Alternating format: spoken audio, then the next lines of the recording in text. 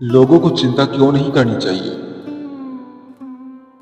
हर इंसान के जीवन में एक ऐसा समय आता है जब वह भविष्य को लेकर डरता है, वर्तमान को लेकर उलझता है और अतीत की गलतियों पर पछताता है।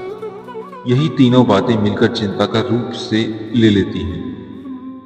लेकिन क्या चिंता करने से समस्याएं हल होती हैं? या चिंता करने से केवल मन और शरीर पर बोझ बढ़ता है? इस रहस्य को समझाने के लिए आज हम आपको अरविंद नामक युवक की कहानी सुनाते हैं। चिंता का बोझ, अध्याय 1। अरविंद एक मध्य वर्गीय परिवार से था।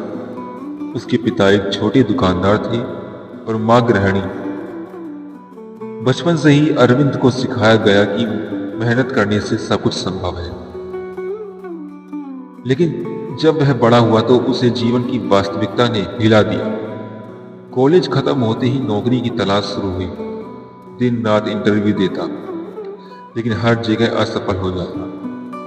धीरे धीरे उसके मन में चिंता का बीज पनपने लगा।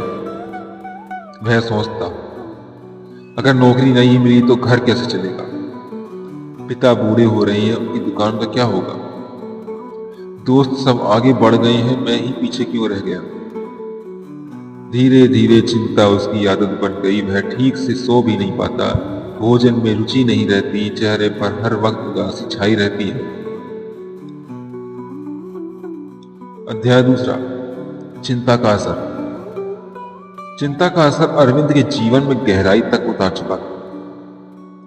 स्वर पर असर, स्वास्थ्य पर असर, पेट में जलन, सिर दर्द, कमजोरी और नींद न आना। संबंधों का असर, दोस्तों से दूर रहना, घर वालों से चिड़चिड़ा व्यवहार। काम पर असर, कोशिश करते करते थक जाना और आत्मविश्वास खो देना। एक दिन उसकी मां ने प्यार से कहा, बेटा चिंता करने से कुछ नहीं होता, भगवान पर भरोसा रखो, समय सब ठीक कर देगा। लेकिन अरविंद ने सोचा, ये सब कहने की बातें हैं, असलियत में चिंता ना करूं तो क्या करूं? एक दिन अरविंद पास के मंदिर में गया।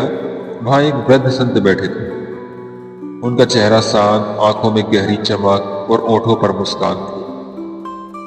अरविंद ने उनसे कहा, बाबा मैं बहुत परेशान हूं, मेरे पास नौकरी नहीं है, भविष्य अंधकार में, लगता है कि मैं दिन रात चिंता करता रहता हूं, कृपया मुझे कोई उपाय बताइए।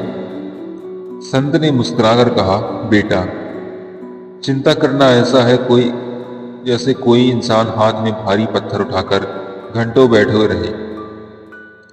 पत्थर रखने से वह हल्का हो सकता है, पर वह उसे पकड़े रहता है। बताओ क्या यह समझदारी है? अरविंद चुप हो गया।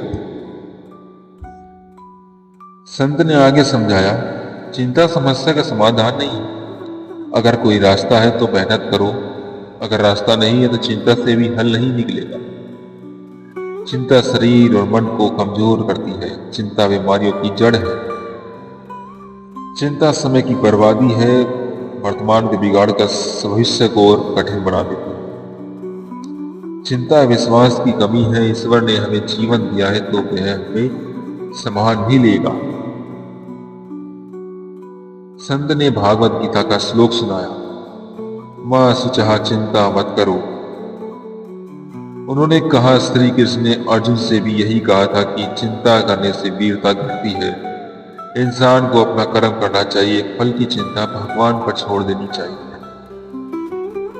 चिंता करने वाला भविष्य को जीता है और वर्तमान को खो देता है। अरविंद ने पहली बार महसूस किया कि उसकी चिंता ही उसकी सबसे बड़ी दुश्मन है। उसने निश्चय किया कि वह अब चिंता नहीं करेगा बल्कि कर्म करेगा। उसने रोज सुबह ध्यान करना शुरू किया। दिन में जो भी काम मिलता उसे मन लगाकर करता। धीरे धीरे उसके चेहरे पर मुस्कान लौटने लगी। कुछ ही महीनों में उसे एक अच्छी नौकरी भी मिल गई।